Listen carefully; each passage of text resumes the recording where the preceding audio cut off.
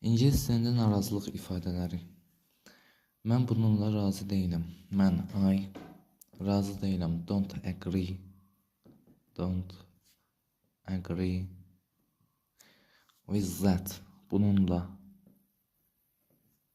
That. Bu deməkdir, that. Daha sonra. Qorxuram ki, razı deyiləm. İngilislər bunu daha çox nəzakətli olmaq üçün, nəzakət dairəsində demək üçün istifadə edirlər. Yəni daha nəzakətli olur. I am afraid. Afraid. I disagree. I disagree. Yəni qorxuram ki, təəssüf edirəm ki, fikrimlə razı deyiləm. Afraid daha çox qorxmaq mənasındadır amma. Sənin fikrini başa düşürəm, amma sənin fikrini başa düşürəm. I see your point.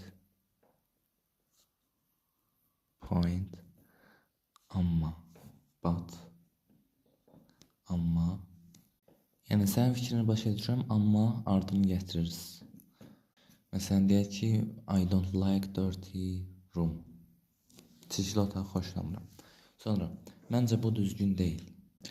Məncə, I don't, düzgün deyil. Don't think. That's right. That is. Belə yazaq, that's right. Daha sonra. I don't think that's right. Məncə bu düzgün deyil. Mənim başım var. I have, mənim, I have var. Nə var? A different opinion. Mənim başqa fikrim var. Daha çox üçün biyodakı linkdən kesilib verə bilərsiniz WhatsApp kanalına.